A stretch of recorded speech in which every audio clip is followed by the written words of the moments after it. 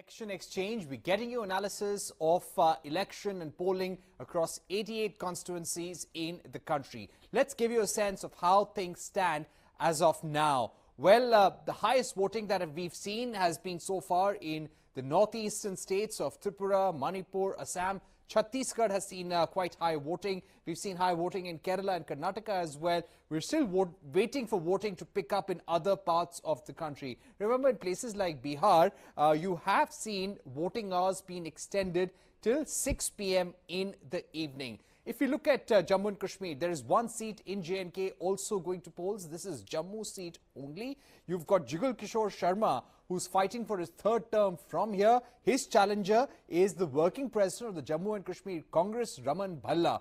You've got the likes of Amit Shah who've gone here and campaigned for him. The BJP is making every seat in the country a very strong battle for itself because they're targeting 400 plus in the country. The opposition, meanwhile, has been very strong traditionally in places like Kerala. This is a state where the BJP has never been able to make any inroads, and this time they have put strong candidates, made a lot of changes on the ground to make sure that they are able to win some seats. In fact, the Prime Minister has been saying that they're hoping to win in double digits in the state of Kerala.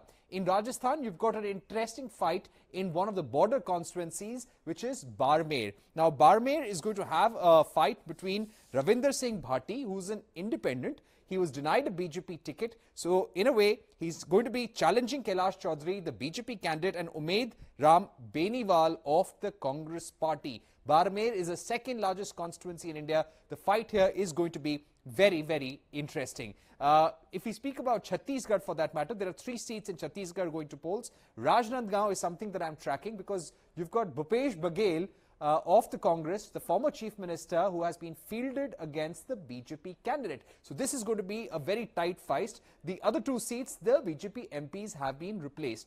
Uttar Pradesh, we're watching out for Amroha, also Mathura, where Hema Malini is fighting from, Ghaziabad, where Atul Garg is fighting instead of VK Singh of the BJP. You also have Meerut, where Arun Govil is fighting from. Noida, Mahesh Sharma is fighting from here. Mahesh Sharma is a former union minister, somebody who runs and is a promoter of Kailash hospitals in the Noida NCR region. Madhya Pradesh, you've got about 6 or 7 seats which are going for elections. Rajasthan will complete polling today. There are some crucial fights there also, like Jodhpur, Gajendra Singh Shekhawat, Kota, Om Birla. You've got about 5 seats in Assam. You've got Outer Manipur, Tripura, Bihar, all going to polls today. Let me now go across to Preeti. Preeti is joining us from Assam. Preeti, give us a sense of what's at stake. You've got the tea plantation workers, Bengali Hindus and Muslims in Assam. How has the polling been since morning? What are voters telling you about the campaign so far? Yes, currently we are in Nagaon constituency, which is one of the 5 constituencies where the second phase of Lok Sabha elections, the pollings are going on. And what we have seen is that here the nature of voters are quite varied. There are a variety of voters where their interests are different. We can see their issues are also different. When we talk about, you have already stated about the tea plantation laborers, there are Muslims, there are Hindus, there are Assamese, otherwise tribal people. So there are varied interest amongst the categories of voters. But what common we have seen in this time in this elections, in this phase of Lok Sabha elections here in Nagaon, is that people are looking for development. First of all, they are focusing on development because earlier what was speculated, what used to be said about Nagaon constituency was that the majority of the votes here are minority votes. So it is a religious game that can be played. But now what has been seen is that people are looking for development. Majority, minority is a different concern now, but they are focusing more on who can give them better development. When we talk about issues, there are certain issues where they are looking for proper kind of infrastructure in the constituency. We're looking for job opportunities, and also there are certain other issues like CAA where they have varied opinions. But as a whole, what we have seen amongst the voters is that this time they are voting voting for development, particularly development which can be sustainable for them. So we are in front of a polling station currently, and you can see that the turnout of the voters have been maximum since morning. A lot of people have come out to cast their votes, to establish their right to vote and to be a responsible part of the democracy. So polling so far has been really good, and in Nagaon constituency the key candidates are Pradyut Bordoloi, and again we have BJP candidate Suresh Bora, where we have seen that a tough fight is happening. But again we have also seen AIUDF candidate Aminul Islam standing as a strong contender for both of them, because earlier what used to be said was about Nagaon constituency was that it is a minority, majority of the votes are minority, but now even them, or they are also not looking for just religious sentiments, but they have stated that they are looking for someone who can bring them development at the most. The development, particularly what they have stated, is that the development that can be sustainable for their children, for their grandchildren, and even the new voters. Let me tell you that the first time voters have also stated that they are looking for opportunities, job opportunities, also better educational facilities, so that they can have ample institutions here to go and study, go and have their higher studies, instead of going outside and having to move out of Assam for studies. Right. Preeti, thank you very much for that comprehensive report. If I can ask you one more question, Preeti. We've been speaking to our reporters about the women vote. What do women in Assam really want from this election? You spoke a lot about development. Every political party has been trying to woo women. Is there anything in particular that the women of Assam in these 5 states are demanding? Yes, particularly when we talk about, definitely women are looking for certain issues, certain developmental areas. But when we talk about Nagaon, now currently I am standing in front of a Mahila Adarsh vote kendra, which means it's a model vote kendra for women, specifically for women. What we have learned by talking to them is that they have stated that they are quite happy with the incumbent government, that there are certain schemes being launched, not just the schemes but also the steps being taken for the Muslim women who have been facing a lot of, we can say, a lot of discrimination, gender discrimination in the religion. They have shown a lot of interest, a lot of hopes in the government that their pet house might just come to an end. Also, while talking to the indigenous tribal women here, the non-tribal, tribal, indigenous Assamese women here, they have also stated, they have also showed a lot of hopes, because a lot of schemes have been launched for their upliftment, but they are also stating that the distribution of these schemes to reach the last women who is in need of such kind of schemes is also needed. So they are focusing on schemes particularly which are already being given by the government, but they are looking for more proper distribution. And along with that, when we talk about the Muslim women, because this is a constituency where, again, I will have to state that there are majority of minority votes, Muslim votes are more. So what we have known by talking to the Muslim women is that they have also showed a lot of interest and a lot of hope in the present government, and they have expected that whoever comes to win, whoever wins will also continue such kind of measures for the women in the constituency and in the entire state when we talk about the other constituencies as well. All right, let's now go across to Kerala. My colleague Neetu Raghukumar is joining us. Neetu, how has the polling been in the state so far? What about some of the key candidates like Rahul Gandhi, Annie Raja, Shashi Tharoor, Rajiv Chandrasekhar, Panyan Ravindran? Where are they as of now? Have you been able to meet some of them through the day? Did they express certain aspirations, thoughts with you? See, the polling is going on at a very great pace, we can say, in Kerala, because as of 3 o'clock, it is above 50%, the polling percentage. Last time in Kerala, it was about 77%. Now, one thing that we have noticed earlier in the day itself is that even at about 6:30 a.m., people started queuing up in polling booths in Thiruvananthapuram constituency within the city limits, which was highly unlikely in last time, and all. We didn't see that kind of a rush. So that is something which we have witnessed. unrest. And throughout the constituency and across the state, this is what we are witnessing. Large number of people are turning up.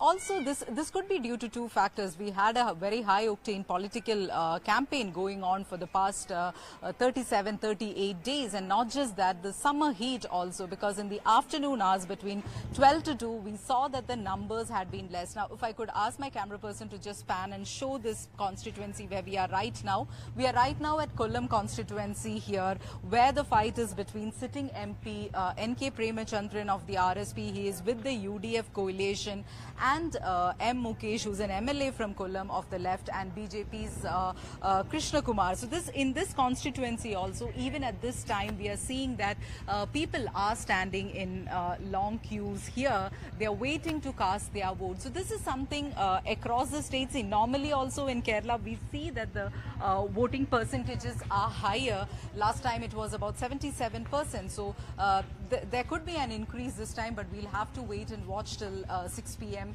To know how it will be. Now, some of the issues that has been raised throughout this campaign, this included price rise, inflation, unemployment. So these were all issues that has been raised throughout, but also issues like both the left and the Congress have been raising these issues, like calling out and saying that this is a very important election. You need to vote to protect the democracy, to protect the constitution of the country. So that is something which both the left and the Congress use. But at the same time, the Congress has been talking about the corruption against the left government, including the chief minister. The BJP has been talking about their development, their performance. They have been saying that we have a track record of 10 years to show. Also, in the last 2 weeks, we had seen an escalation of war of words between Chief Minister Pinarayi Vijayan and Rahul Gandhi, with Pinarayi Vijayan questioning why is Rahul Gandhi contesting from a place like Kerala? What is the message that he is trying to say? Who is the main enemy? And also Rahul Gandhi hitting back at the Chief Minister, saying that many Chief Ministers are even in jail, but that is not the same case with Pinarayi Vijayan. And he also says that Pinarayi Vijayan should at least criticize the Prime Minister, Sangh Parivar and RSS sometimes. So these were some of the issues that had taken up the political campaign here. And Kerala, which is aware politically also, issues like Manipur, the Prime Minister's speech were all points here for campaign. And as we see the people turning out in large numbers, we can see that people are also interested in taking part in this democratic process. Now, earlier you asked about the candidates. Thiruvananthapuram saw a three-cornered, high-profile battle. Now, Shashi Tharoor, Rajiv Chandrasekhar and Panyan Ravindran, so all of them have said that they are confident of winning. Shashi Tharoor said that I am confident because it's my performance, as well as we are asking for a change in the government at the center. So he hopes that, and he says that he's 100% confident that the people of Thiruvananthapuram will stand by him for a fourth term. Rajiv Chandrasekhar says that he's confident because the 10 years of the performance that the BJP government has done, that is something which he says, and that people will vote for him. Meanwhile, the CPI candidate says that this time the CPI, after 15 years, will rest the seat in Thiruvananthapuram. Other constituencies, including Wayanad, where Rahul Gandhi is contesting, Annie Raja from the CPI, and K. Surendran, BJP state president, all these constituencies are seeing a higher voter turnout. In Pathanamthitta also, sitting MP Anto Antony, Thomas Isaac of the CPIM, and Anil Antony of the BJP. Artingal is again another constituency where the BJP is hoping high because they have put in a Minister of State, V. Muralidharan, to contest there. But it's against a sitting MP who's from the Congress and sitting MLA of the left, Joy, there. So these are some of the high-profile constituencies where there is a three-cornered fight that is happening. In most of the other constituencies, except 6, it's basically the fight is between the LDF and the UDF. And also, traditionally, it is said that when the voter turnout is high, it's actually advantage UDF. But in constituencies where there is a three-cornered fight, we really don't know how this is going to pan out. Right. Thank you very much for that comprehensive report, Neetu. We have been seeing low voter turnout in places like Maharashtra and UP, which according to some is still a cause for concern. This is probably the reason why in states like Bihar, the voting hours were increased to 6 p.m. in the evening. So we have been getting you more reports through the rest of the country. If I can quickly touch upon some other seats, some other states, Maharashtra for that matter. Let me just pull up how Maharashtra performed last time around in 2019. Here you have the Maharashtra region. So Maharashtra in 2019, all seats, that is 48 seats, 38 went to the NDA, 9 went to the India Alliance. Now, if you look at the phase 2 specifically, here you have numbers for phase 2, and this shows you how different parties performed. Out of the 8 seats which are going to polls today, 7 went to the NDA, 1 to the India Alliance. The BJP and all the NDA parties together had a 46% vote share. Now, this time, there has been a split in the Shiv Sena. You have also the Congress, which is tied up and is now an India Alliance contesting together. Let's see what happens, the changing political dynamics, what impact it has on the ground. You also have Ashok Chavan, a former chief minister and Congress leader who's left the Congress, joined the BJP. So let's see if that has any impact in the fortunes of the BJP and helps them increase their tally in Maharashtra as well. We were speaking about Kerala a short while back, a very important a state for the BJP to increase its nationwide tally. Let me also quickly pull up Bihar. You've got places like Katihar, which are going to polls today. This phase is also very important for the BJP to do well in Bihar. This is where the polling hours have been increased. If you speak about Uttar Pradesh, now Uttar Pradesh is very important for any party wanting to win national elections in the country. 80 Lok Sabha seats. The NDA won 64 out of 80 last time around. This is a slight reduction than the 2014 tally. Let me also just show you how the NDA, the Congress and other parties performed in phase 2 in Uttar Pradesh.